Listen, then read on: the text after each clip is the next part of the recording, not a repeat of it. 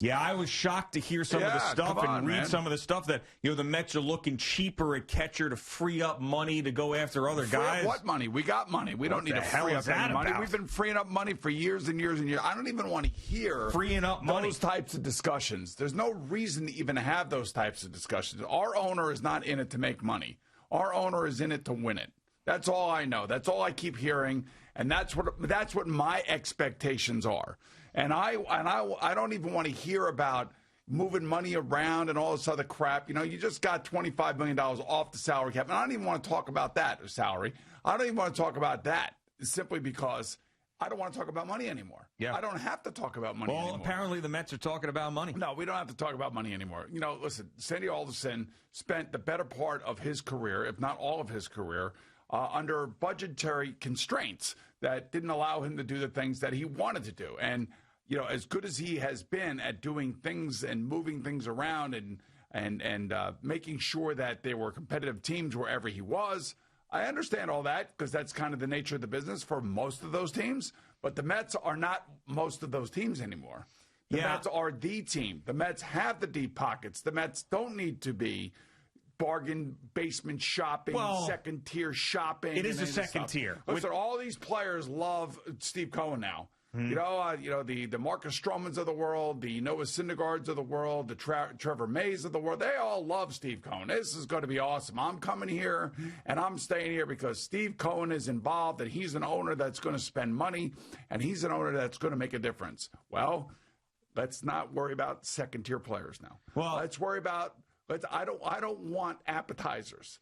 You know what I'm saying? Well, we'll see. I want main course meals, bro. You know what I'm talking about, bro? Main course meals, bro. Yeah, I don't think that James McCann is a bad player. I don't think that would be a bad free agent signing, but there is no disputing it. He isn't the top free agent catcher on the market. Well, maybe this has to do with not getting the top GM on the market. And maybe this is, going to be a new pattern that we as Met fans are going to start feeling kind of like Knicks fans feel. Like, we have the money.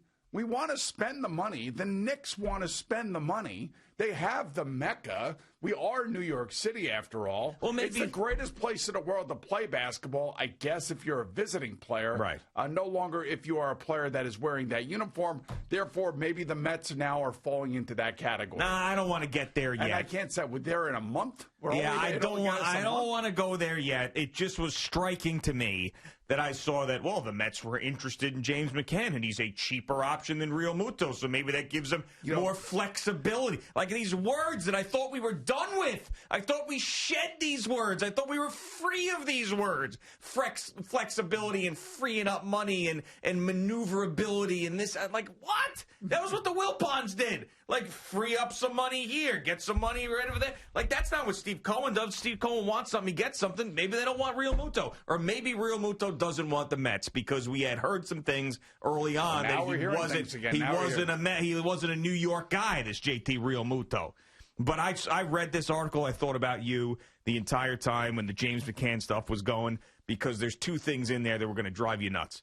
One was the freeing up money for other free agents, a more affordable option. Yeah. And the other one is that he's a good framer, James McCann. His framing metrics have ticked up over the last couple of years. That's the thing that's going to get everybody excited at the catching position. Well, I'll tell you one thing. If you are freeing up money, then make a 5-year run at DJ LeMahieu and let's go. I haven't seen that yet. Let's stop screwing around. The Yankees don't want to go more than 4 years. Hey, I'll go 5. I don't care. I could afford it, and he's going to be a great player, and he would be a great Met, and he would be a player that would elevate everybody around him. So if you're going second-tier shopping at the catching department, now now you got to go shop at Bergdorf Goodman and go get yourself, a 5-star player. You know what I mean? And a couple of them at that. Yeah, well, I think this is why I don't want to panic yet, because there are some signs here that I don't like. The fact that you've got the name and a guy that you wanted to trade for. And I know it was a different GM and Brody Van Wagenen. He was desperately trying to trade for JT Realmuto. He couldn't get that done. So this guy was a target for the team, and I think he's a great player. And it also weakens a division rival because he's not going to be signing there and re-signing with the Phillies. But, I hope that Trevor May, then James McCann, is that appetizer to the big ones. And it seems to me that not only that they're on James McCann, but they're also on George Springer. And if you bring in McCann and Springer and then maybe talk about Trevor Bauer at that point, then we have this massive offseason. But that then goes against what Steve Cohen said in that introductory press conference was, I'm not just going to spend money to spend money. Now he's going to get every free agent out there, basically. We don't expect that. You just want LeMahieu, and it doesn't matter to you. No, I want Springer, too. You want Springer and LeMahieu. I mean, the thing about, look, it's his money. He's got a lot of it, and he has told us that he's not in it to make money because he makes money at .72 asset. He is about winning it. And there are a couple of key free agents that they can afford, that they could plug in, that they could really use. LeMahieu would be one of them. Springer would be another one of them. Real Muto, then McCann, I guess, is one of them. Yeah, those are guys that they desperately need and should go and get. And, of course, Trevor Bauer is one of them. So I don't care. It's his money. This is his toy. This is, he's tweeting with the fans and everything else. Great, go spend it. Yeah, I'm surprised. Now I would say this. Normally, these things kind of get heated up around the winter meetings, and the winter meetings this year are going to be virtual, so it's not going to be a lot of interaction between people. Sure. So maybe it's going to be a little bit slower than it normally is. And normally around Christmas time, there's a couple Christmas presents that are underneath the tree. Mm-hmm. So I'm hoping that, Mr. Cohen understands that, we would like a couple Christmas presents right around Christmas time would be nice. We deserve it. Hell yeah, we deserve it. And so I am cautiously optimistic. And I am going about this with an abundance of caution, saying that I have to see until everybody is signed where all the pieces fall before I can make a real true determination as to whether or not I'm getting smoke blowed up, what. Yeah, I never thought that Steve Cohen was a second-tier guy. I really didn't think that was him.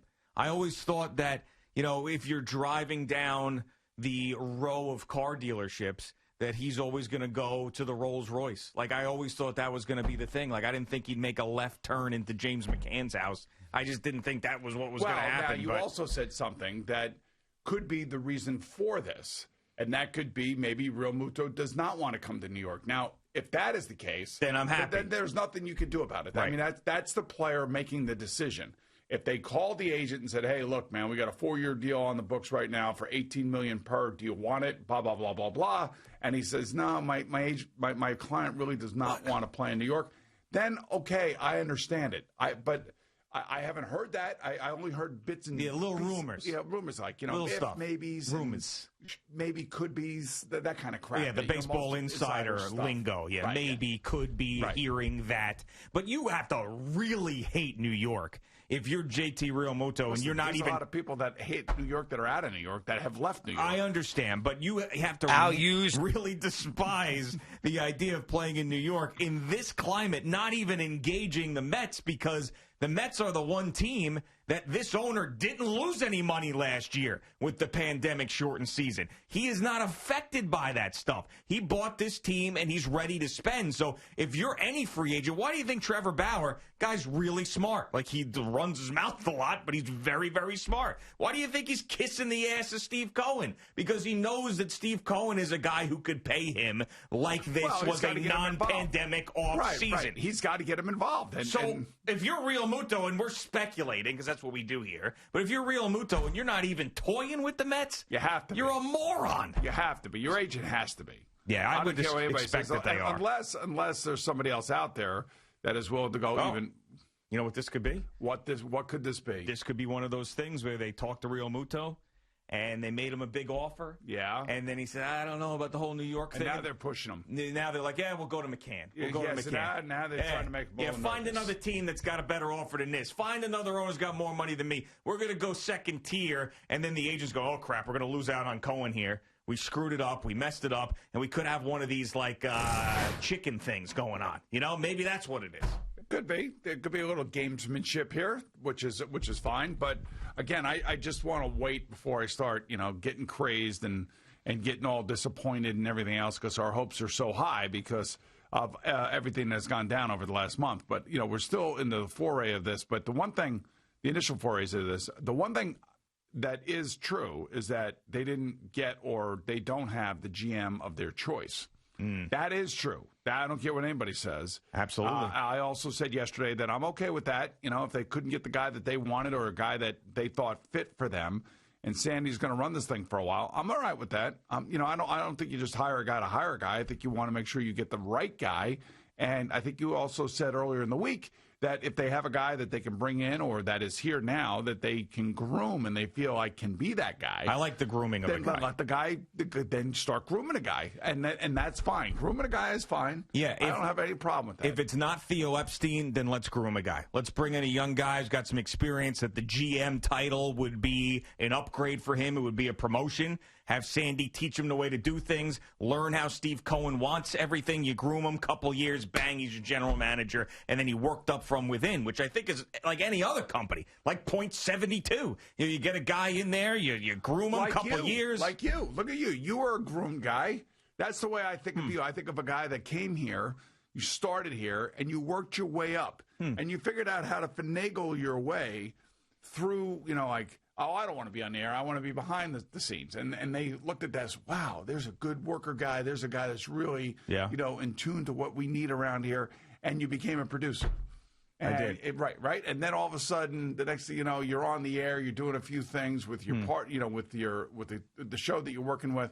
And then look at you now. You are groomed to be the morning man. You are totally one of those guys that has been groomed. Sure. Yeah.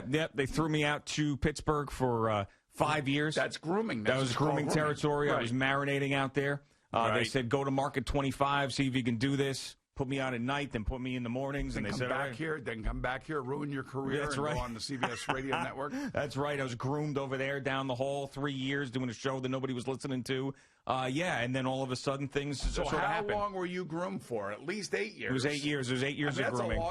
That's a little bit much. Well, 8 years of grooming? Well, yeah, because I don't think that Sandy's not going to be. But I started very young. 8 years from now. You got to remember, I started very young. That's what grooming. I'm saying. Yeah, but Sandy's not going to be running this team 8 years from now. No, be running it maybe for the next couple of years because this is what he is saying. So you gotta have a guy who's got more experience than I did when I started, and you got to groom him for a couple more years. Just the finishing touch of the grooming, the finishing salt on the steak. You should feel good about that. You are the prime example of a guy who has been groomed. Well, yeah. I mean, I do. I feel good about that. I feel good about the hard work that it took to get here.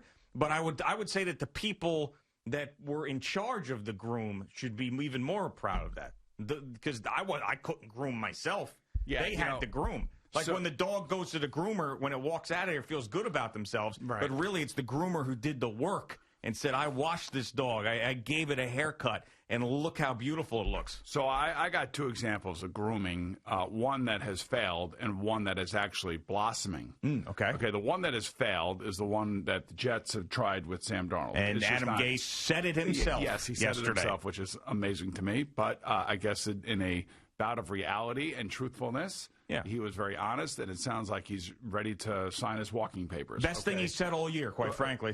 And I think we all can agree with it to some degree. Some would get angry and agree with it with angry words and angry reaction. Others would agree with him by saying, thank you for being truthful and recognizing the shortcomings of what has happened here since you got here and all those other things. That's fine, too. So that's one failure of grooming a quarterback. Sure.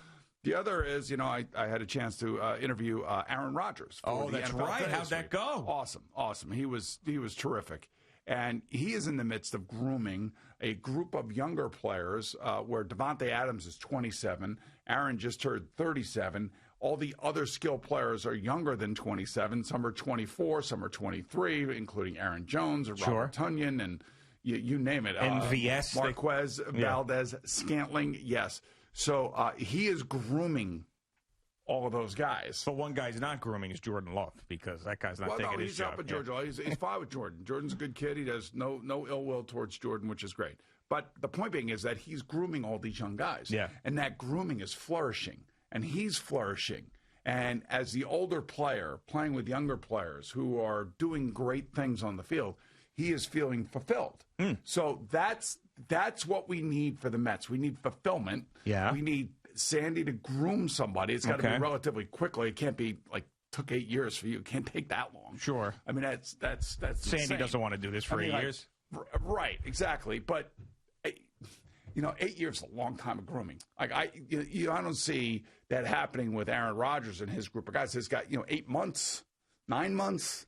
They didn't have off-season workouts, any of that crap, and he brought them together, and now all of a sudden they're all working, perfectly, and he's grooming his guys. Yeah. Unlike Adam Gase, not grooming. Right. Aaron Rodgers is grooming. Yeah. And he's you a have. groomer. Yeah. And you have. He's been not groomed. grooming. He is grooming. And you've been groomed. Right. That's right. Here I am, fully groomed. Right. Yep. And nicely coiffed. Thank you very much. Yes, I was waiting for that. I knew I was on the tip of your tongue. I was waiting for it. It's still taking me a little bit to get used to. I'll get used to it because it's not going anywhere. It's just here. taking me a little time to get used to this. It's here. Right. But the end game is the Jaromir Jagr from the early 90s. That's the end game with this thing. Okay. Yes, it is. Thank you for watching. Please like, comment, and subscribe. And don't forget to hit the red bell so you're notified when we have new content.